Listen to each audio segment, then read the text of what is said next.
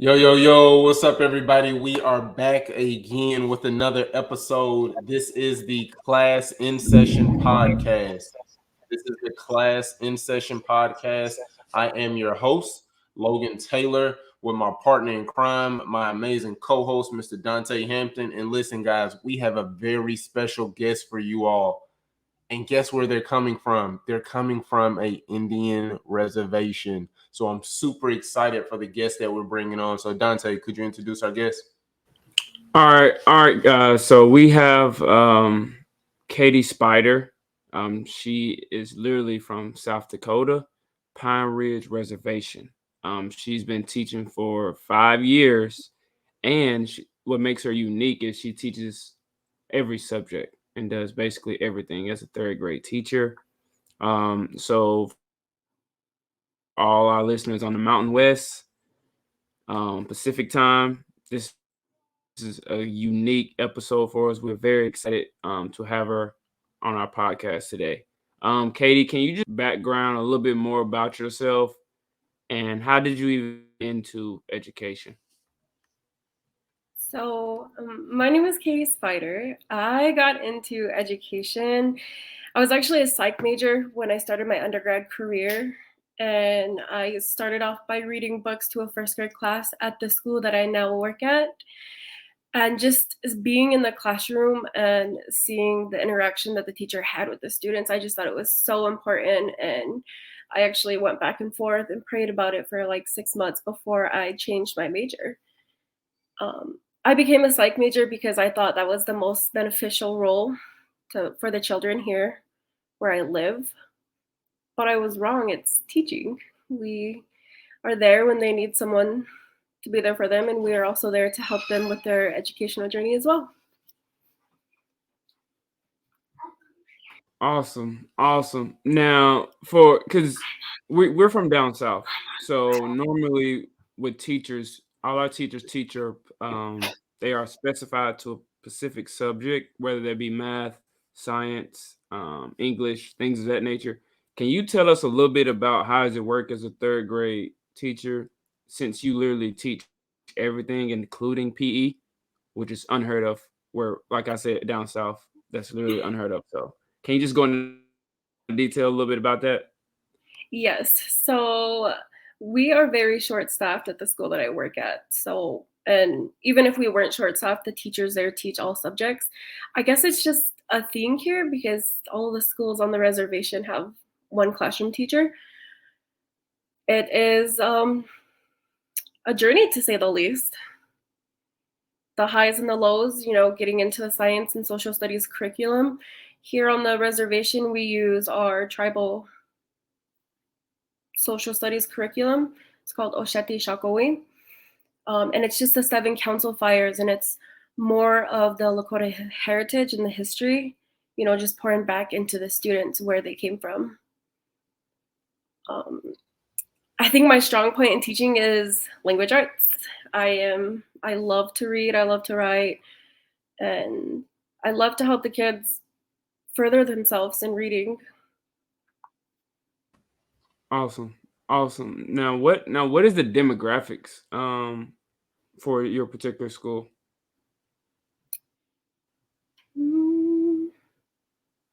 Well, we have eight grade. Well, it's a K through 8 school.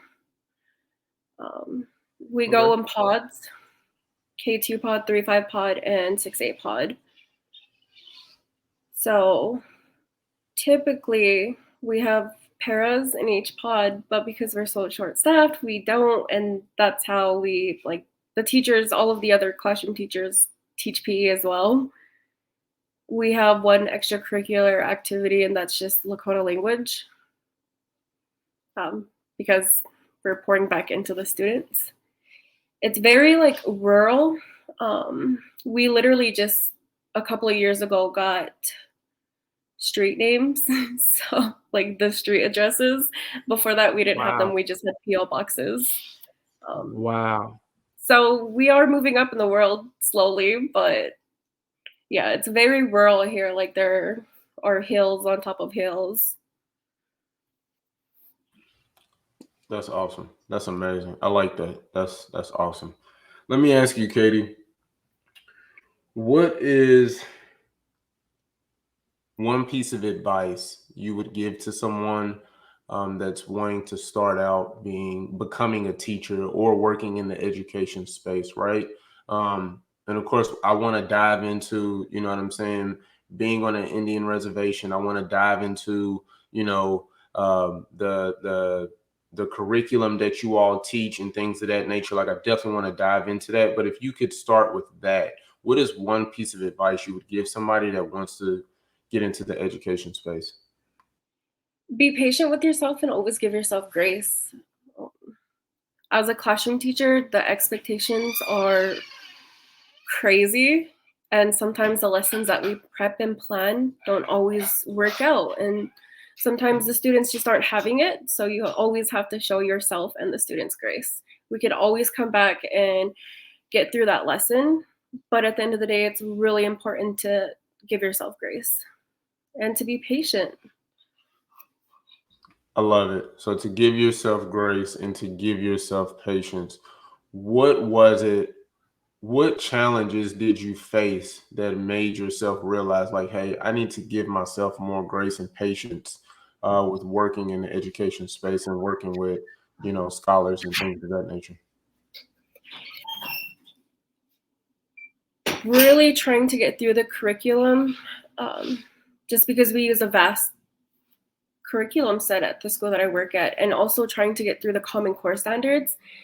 A lot of the students that I work with are below grade level, and trying to get through the Common Core standards and the right grade level curriculum, it was just crazy. The students were getting frustrated, which made me frustrated, and I just had to take a step back and really look at it from kind of like a student point of view. And that was like 3 years ago. And now I'm just like, you know what? If I don't get through this lesson, we'll work on it some more tomorrow. As long as I'm not like overworking the students trying to get through that curriculum in 9 months. Okay. All right.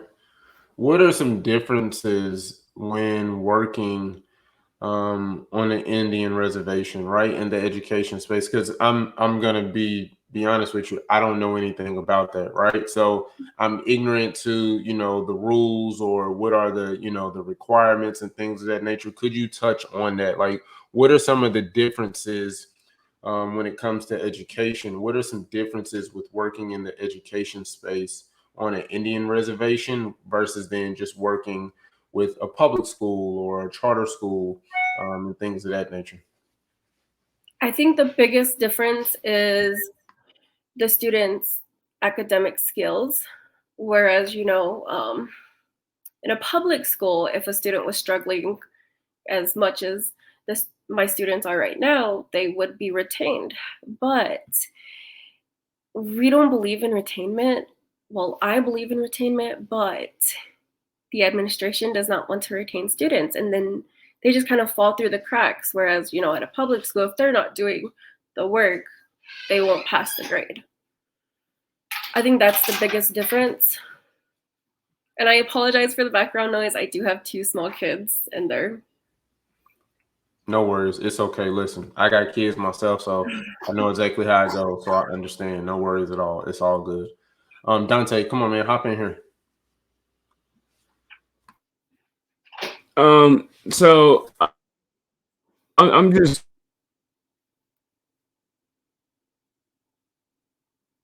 curious as far as the second part is how big is the culture just in general of the school? Like like Logan said, we're so oblivious to, like, we've never even heard of this before, just to be honest with you. So we're very intrigued about it and the whole setup. The culture does play, like the Lakota culture, it does play a big role in the education system here on the reservation. Like, we have our own education committee that we have to go by. We're a tribally funded school, so whatever the tribe decides to do, we have to follow that. It is required that we do teach Lakota language and use the Osheti Shakowee social studies curriculum. I just think it's so unique that the tribe and like they still teach their language, their tribe, their rituals, their values. Like we just never heard of that. Cause like let's just say somebody's from Italy or Italian or African American, or you're from another country. Nobody's particularly has that anymore. So I think that's what makes you guys unique. But in a sense, also opens up the world and our listeners to a different perspective on things with that. So Right. I just think that's very unique. What'd you say? I'm sorry. I'm sorry for interrupting you. We do have Teach for America teachers who come to the reservation to teach. And in order for them to be a classroom teacher, they have to take an Indian studies class. And I think it's really cool because it kind of gives them that basic understanding of the culture and the language. That's dope. I did not know that. That's Yeah. super dope. So I went to the community college here, Oglala Lakota College, and one of the requirements was I believe it was 4 Lakota culture classes. So I took Lakota language 1 and 2, and then I did Lakota arts and the Lakota history. And I know it's different because with my master's classes, it's not required to take that Lakota studies. Okay. That's dope. That's dope. That's dope. What is a common myth, Kaity? And what is a common, and when I say common myth, like for somebody that doesn't work in the education space, right? What is a common myth about your job where you're just like, you can't be serious? Like, do you really think that's what we do as teachers, right? Like I'll give you an example. We have in the past, we've had some administrators that said that parents thought that all they were disciplinarians as principals, or they thought that they were just paper pushers. And that was the farthest thing from the truth. Of course, you work in the education space, so that's the farthest thing from the truth. What is a common myth with you being a teacher and working on an Indian reservation? What is a common myth that you're just like, you can't be serious? The most common myth right now is that all of our students just play on computers all day long. We actually got our technology privileges revoked. We're not sure when we're going to get like computers or the Chromebooks back because of the pandemic, we were online for the majority of the past 2 years, but now they're just on their computers playing games when in reality it's not that. Wow. So you all removed technology because of the perception that people on the reservation believed that all the kids were doing was just playing games on the computer. Yeah, our administration said we're not using computers this year, so it's different. It's very different, but I guess I got to do what I got to do to ensure that the students are learning. Right. Are you finding it very difficult not being able to incorporate technology with the studies that you teach your scholars? Yes. We're trying to be a more centers-based school. However, in order to have, different centers, Chromebooks was going to be one of those centers. Mm-hmm. And it frustrates me because they renewed like our IXL accounts and our vocabulary A to Z accounts, and now we're just not using computers. So when I'm trying to do like a small group with the low students in the back of the class or the high students, I have students getting, finishing their work and trying to come and disrupt us, or the curriculum is too hard for them and I can't differentiate correctly because it's all paper. So whereas if we had computers, there are specific programs that would help them sound the words out, help them read, help them solve the problem. So it's different, to say the least. Got you. What is your biggest struggle? Because of course we know that you've been teaching for 5 years now, right? So you got some skin in the game with teaching 5 years, right? So what has been your biggest struggle in your job with being an educator? The administration. Um, it's hard because they will just change curriculum or change plans and not fully communicate. So we'll be in, like, I'll be in my classroom doing a different thing, and then the principal will walk in and be like, "Oh, we're not doing that anymore." And I'm like, "Okay." So yes, it's definitely like it's a barrier. I believe it's a barrier between the student and the teacher when the administration, who don't know what's going on in the classroom, try to come in and change things and disrupt the students, their schedule. So it's been a tough battle with that. Now, do you think with administration, do you think there's more of a culture thing, like as in a ritual, like they want to make sure their values are intact when it comes to changing the curriculum on the spot, and like you said, with doing away with computers? I think the technology stuff is pretty unique, even though it can be very difficult with because we live in a tech society now. Yeah. But I do think we people forget the skills you can learn from reading and writing and things of that nature and learning on that style. But do you think that they're just constantly want to make sure their values and rituals are instilled as to why administration changes so much, or is it more so just a power thing? I think it's kind of a power thing, but also I truly believe that they're just trying to figure out what works for the students. But there's not communication with the teachers, so they don't know what's working for the students and what's not working for the students. So they're trying to their best ability to make sure that these students are learning, but at the same time it's hurting them by changing the curriculum. Like, I've been at the school that I'm at right now, this is my third year teaching there, and we've changed the curriculum every year that I've worked there. So um, it's not giving it enough time to settle and actually have effects on the students. Yeah, I can definitely see that. If you change it every year, that means you really don't know what results you have. Yeah. As my college basketball coach used to say, Rome wasn't built in a day, so you definitely can't build anything with it changing every single year. So I know that has to be very challenging. And Logan, I'm sure Logan will give you your flowers.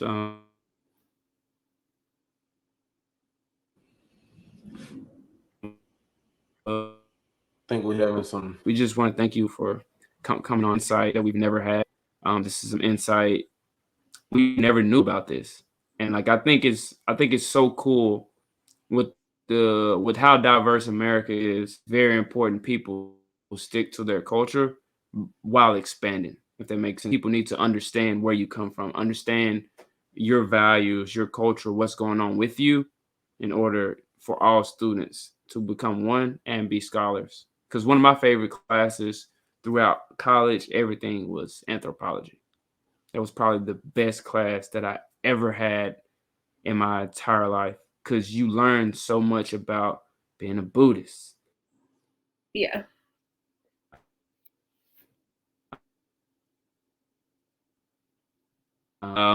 I think I can remember we was like I forgot I can't pronounce it, but it was just a weird culture on Mountain West, and they believed in multiple wives, didn't do this, didn't do that, and so it was just unique to see all that in the grand scheme of things while being in America.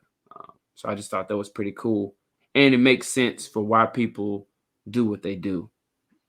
So I just thought that was pretty cool. But like I said, this is not about me. Go ahead, Lo. I love it. I love it. That's really good. So let me ask you, Kitty, because I'm like I have so many questions that I want to ask with working on a Indian reservation because I've never.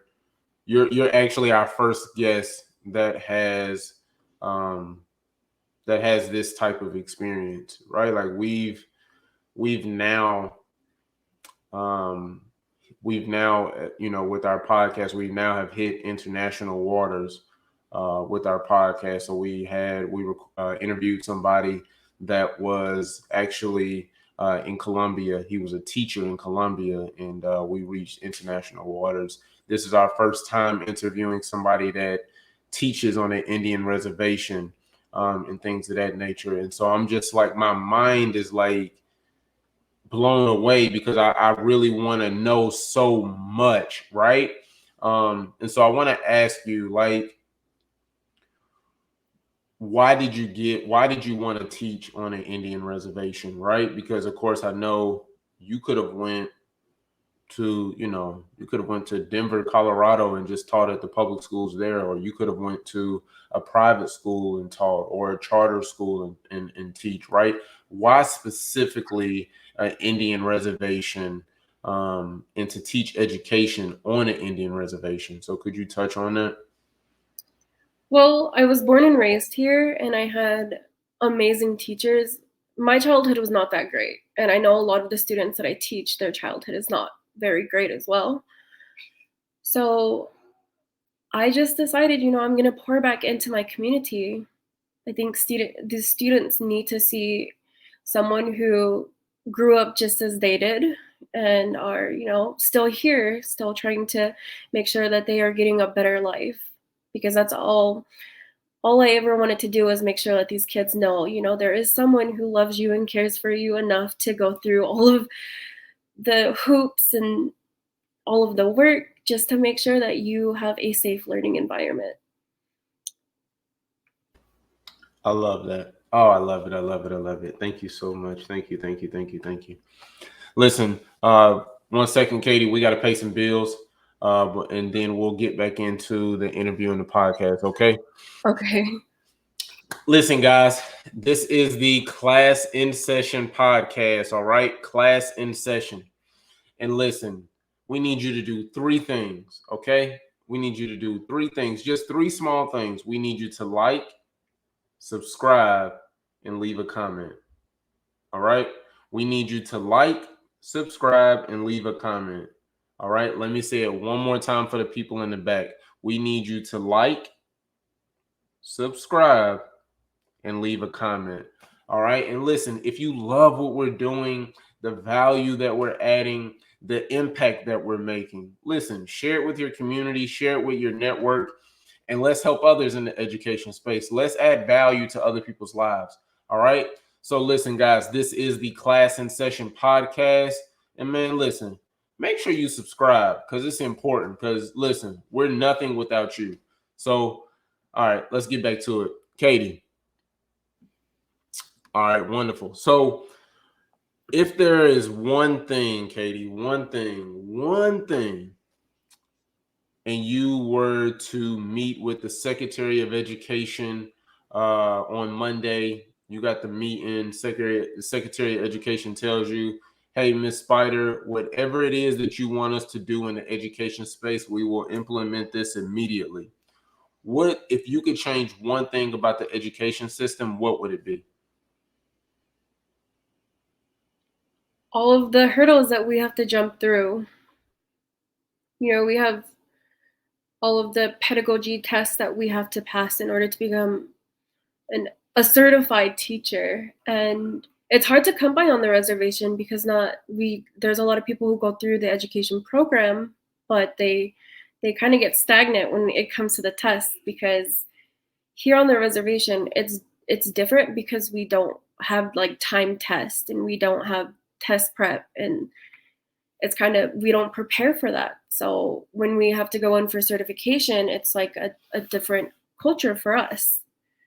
So I would, maybe see if we could, instead of taking the 4 content knowledge tests and the pedagogy test, maybe break the pedagogy test into 4 different subjects instead of having, because it's 72 questions that you have to answer for state of South Dakota, and you have the 4 classroom scenario questions that you have to answer too. And I think what would be different is if they, oh my goodness, if they broke that test down and put it into subdivisions instead of just having one big test. I took the test like 3 times before I passed it, just because it's so much and the knowledge is always changing. So it's like you got to be up to date with all of the terms and the theories. So the pedagogy test. So if you met with the Secretary of Education Monday, you would tell him, "Hey, we need to change this testing." Is that correct? yeah, and I think in my professional opinion, the pedagogy test is outdated. There's a lot of, theory questions on the test, and the time and day now, we don't really use theories in the classroom. So it's like we're going to learn about these theorists and their theories, which is wonderful. But when we come into the classroom, it's not really beneficial because we don't use theories in the classroom with the students. Okay. Okay. Okay. All right. Okay. All right. I like that. I like that. So the pedagogy test. Met with the Secretary of Education on Monday. You would tell him, "Hey, let's change the pedagogy test and the testing that it takes for teachers to become certified." Okay, I like that. I don't think we've had that. I don't think we've had anybody say that. Have we had anybody say that, Dontay? I don't think so. Have we? No, we had nobody say that as far as the testing or certification for teachers. Excuse me. We haven't had that. Most people say other stuff, but nobody said as far as the actual process of becoming a certified teacher. We haven't had that one. I like that. Yeah, I like that. That was different. I like that one, Katie. I like that one. That was good.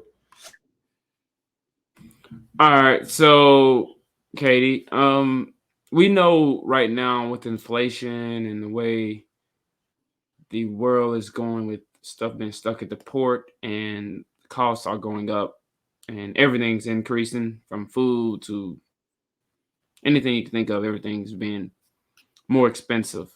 If there's a number or a value that you think teachers should make, what would that be? And this is no right or wrong answer. We actually ask everybody this, so you don't offend us in any way, shape, or form.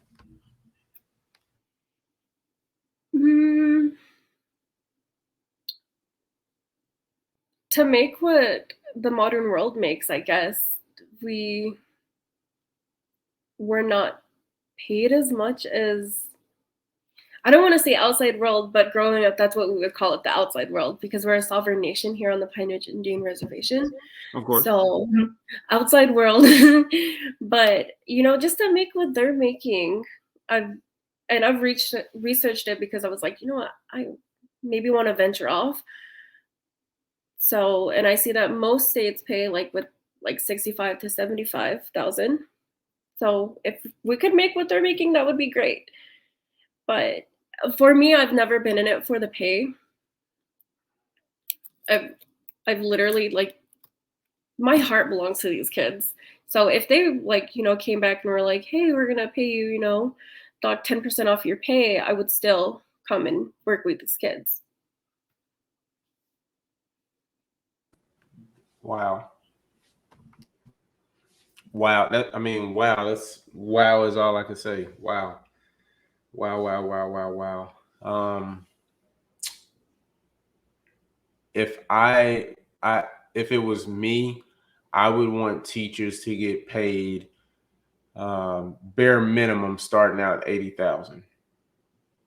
That's been my that has been my number for teachers since the beginning of this podcast when we started, is that I say teachers bare minimum, outside world, Indian reservation, working in Columbia, whatever the case may be. I felt that teachers should be getting paid a bare minimum of 80,000, and then you can go up from there. And the reason why I say that is because the impact that teachers make, the love that they give, the things that they have to go through, right? Like there wouldn't be any type of lawyers if it wasn't for the teacher that helped them believe in themselves or helped them teach them the ins and outs of law. There wouldn't be, doctors and different things of that nature, right? Like there wouldn't be teachers if there wasn't people that taught teachers how to work in education, right? And so I think, teachers are the foundation for a lot of things. And I feel like, to show appreciation, to show how much we value them and we love them, I feel like that would be a great starting point, right? As starting at 80,000 and things of that nature. But, Dontay, he talks about, a few different things, and I'm going to let him, expound on that and touch on that. But for me, I feel like that bare minimum should be 80,000, and go up from there. Because like you said, you was like, it was just, it was mind boggling to me to know that, hey, working on an Indian reservation, we're not getting paid with, like you said, the outside world teachers are getting paid. So I'm just like, I'm just like, wow, like, is this what, this is what it looks like, on, in other people's worlds. So I respect you for that. I actually want to give you your flowers and, say thank you for what you do and, loving on our babies and teaching our babies and, answering the calling. So I want to give you your flowers, Kaity. You know what I'm saying? Why you can still smell them and let you know that we appreciate you and that we see you. And so thank you for that.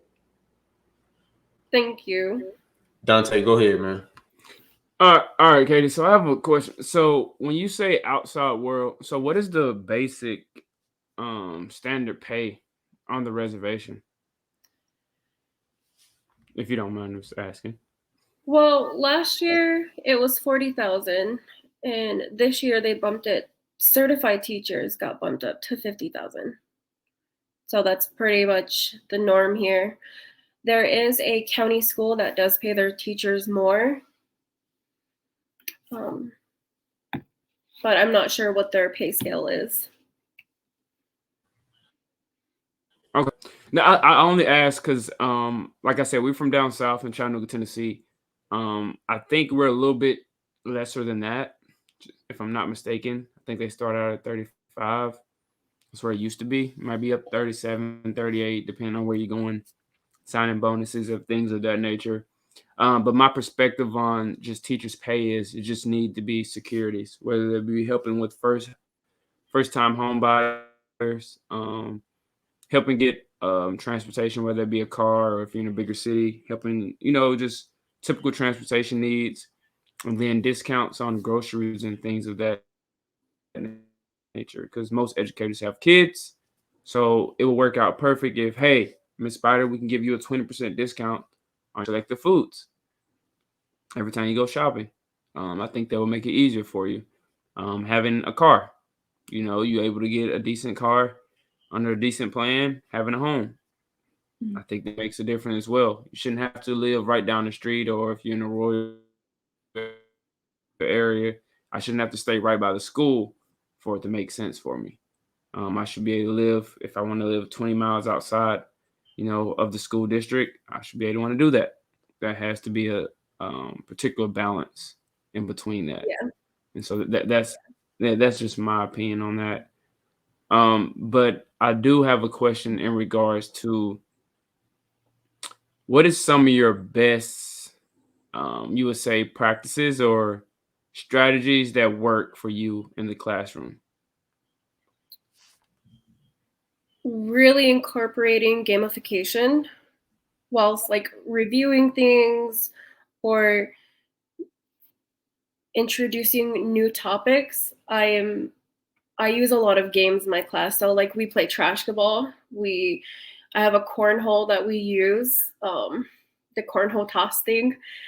And then I just got this, it's like a dartboard, but it's with the little balls instead of the darts because I'm practical in a classroom.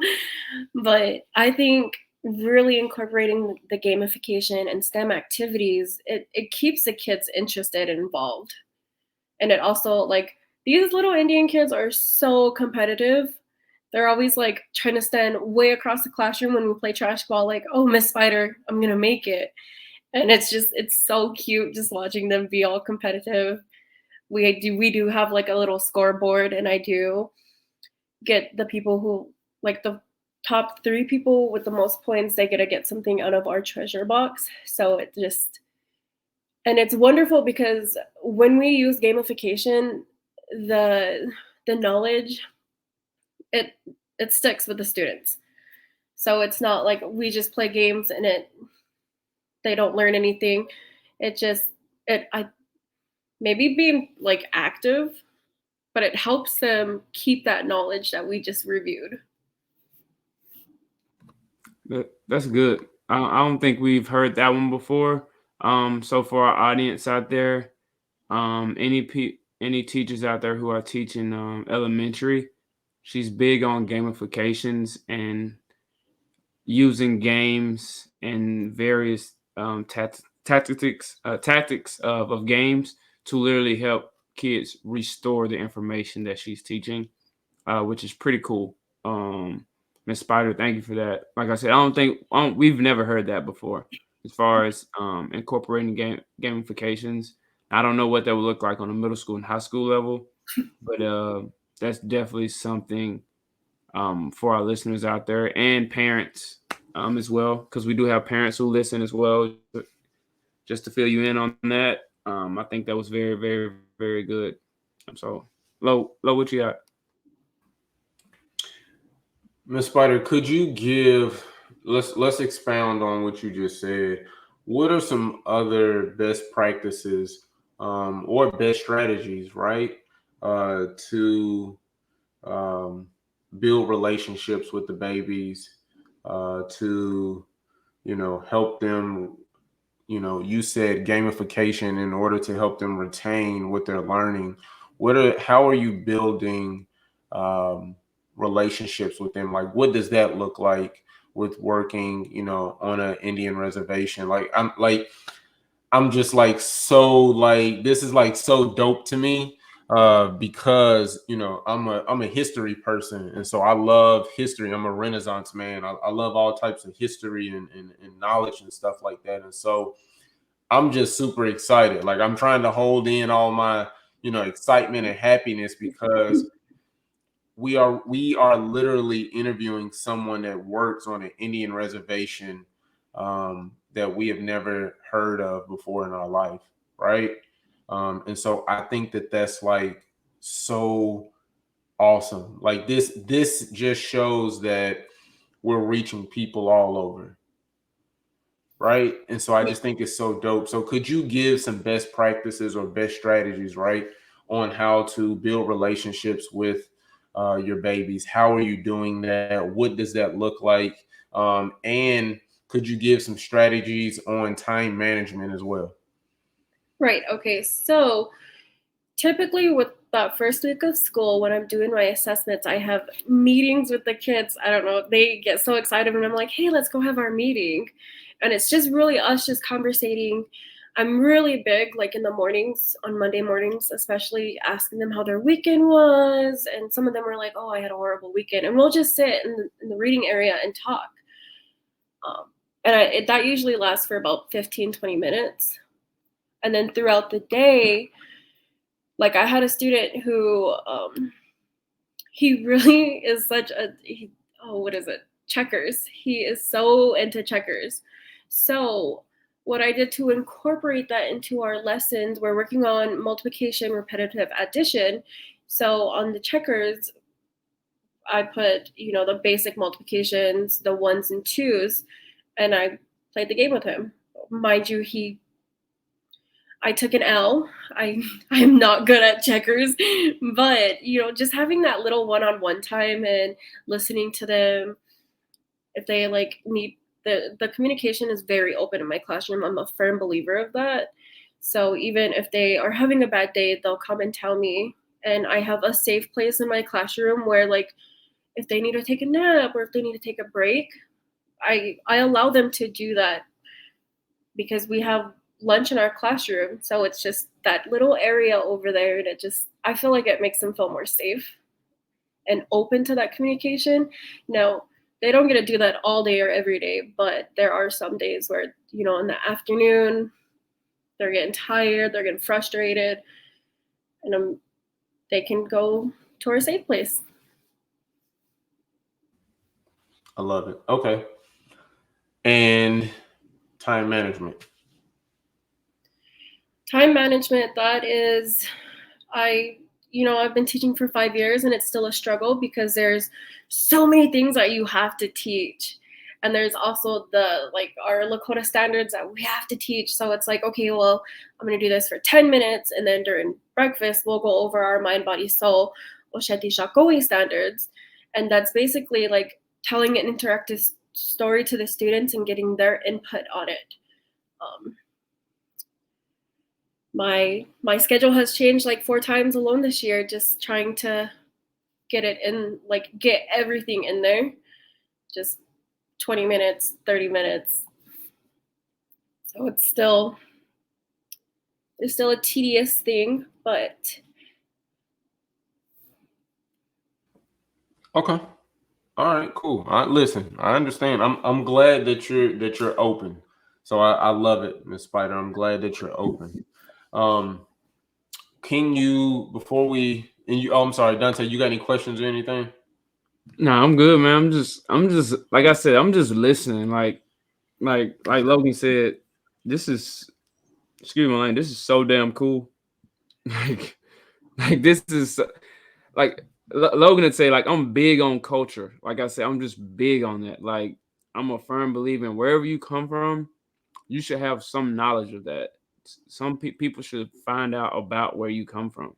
I'm all about being authentic, being true to yourself while expanding and becoming a better person. So I just think it's pretty cool that like you teach on an Indian reservation where they're literally still teaching Indian rituals. Like kids will be able to eventually graduate from high school, go to college, they can go all the way to California and still can say, hey, I can go back and guess what? It's an Indian reservation there. They're yeah. still teaching my language while also learning about California, so you can incorporate the two. So just pretty damn cool. I'm not gonna lie. But that's all I got, though. Like that, it's just pretty damn cool to me. I'm just being honest. Okay. All right, cool. Wonderful. Um, so I listen, I'll just ask questions. I ain't got no problem. You hear me, Miss Spider? I will ask questions, I will ask away, I will ask away. Um, I know you said you teach all subjects, right? And you teach that goes from the core classes all the way to the extracurricular activities. Is that correct? Yes, the only thing that we don't teach is Lakota language. We have 2 Lakota language teachers who migrate from class to class teaching that. Okay, okay. And what language is that again? Or Coda language? Lakota? Lakota language. Yeah. Okay, got you. Okay, got you. And so they incorporate that, like I think you said this early on in our interview. They incorporate that into the curriculum. Is that correct? Yeah. That's super dope. Oh man, that's super dope. Oh man, that's dope. Like I like that. That's dope. So what happens? Do you see yourself wanting to get to teach maybe like high school or do you see yourself wanting to get into administration? And if you do, could you expound on that as to why? So I do see myself getting into administration. I'm actually working on a master's degree in curriculum and instruction. Mm-hmm. And I think I'm all about structure, school structure, classroom structure, home structure. And sometimes people in the leadership roles don't have that knowledge of structure. And I think it's really important for us to have that. And I think that, especially in the education field, if you are in administration, then you have had to be in the classroom at one point in time to, just have that knowledge of how the classroom works. It's not all black and white. I just starting like a couple years ago, I have like my coworkers who will come and talk to me, and I will go to our principal and advocate. It's a love-hate relationship that I have, but like I said, the certification on the reservation is scarce. We have 9 teachers where I work, and there's only 4 of us who are certified. So I've for a long time I would, talk with the principal because I am in a more secure place than some of my coworkers. I also I ask a lot of questions, and sometimes that gets me in trouble. But it's that communication needs to be there. So I'm always like, "Can I ask a question?"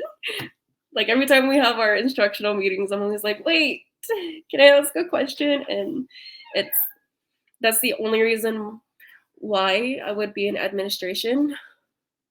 But with my curriculum instruction degree, I'm looking to make a curriculum more hands-on because I don't know if it's just Native Americans or like kids in general, they just learn more hands-on.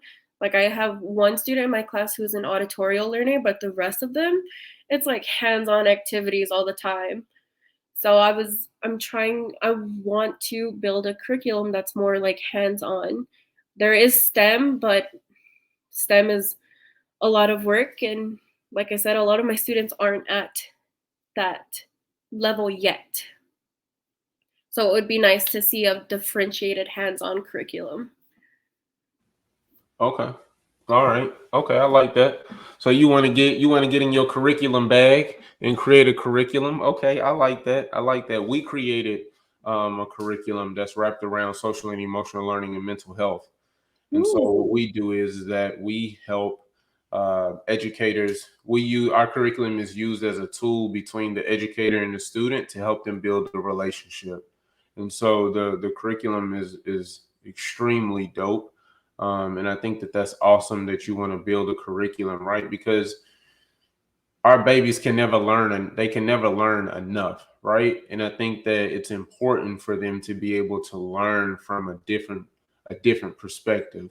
And so that's going to actually help them grow. And so I think that that's super duper dope. And I think that that's amazing. Um, do you all implement, with you being on an Indian reservation, do you all implement any type of SEL or PBIS or anything like that? We do have, with the Osheti Shakoi standards, there is a mind, body, soul book that we use with the kids. And when they go to counseling, I know that the counselor is very, she does a lot of the tapping. Mm-hmm. And we all got little bells this year for our classrooms. And she, just going around the rim, I think it just kind of gives them that peace. But yeah, we just use the Oshete Shakoi Mind, Body, and Soul books. Okay. Okay. Oh, I like that. So, how you all implement social and emotional learning or positive behavior intervention support is by using you all's what is it called again? Oshete Shakoi. Oshati. I gotta get this. I gotta get this. Come on, work with me. What is it called? Oshete Osheti Shakoi. Shakaway. Osheti Shakaway. Is that right? Shakoi. Ch- Hold on. You added another piece in there? No, it's Shakoi. Oshete Shakoi. Oshete Oshati. Shakoi. There you go. Come Oshate on, Logan. Come on. Oshakawi. Come on. All right, I got it. All right. Oshati Oshete. Oshakawi. Oshati Oshete. Oshakawi. I'm still messing it up. I'm chopping it Just, all up. just put me on a reservation. I'm good. I'm ready. I'm ready. Put me there. I'm ready. I got you. I love it. I love it. But no, the Spider, before we get out of here, could you let people know how they can get in contact with you if they have any questions or anything like that? If they have any questions or if they're needing resources or anything, could you give them your contact information on how they can get in contact with you? Yes, so I am available via email. And my email is katiespider@porcupineschool.org.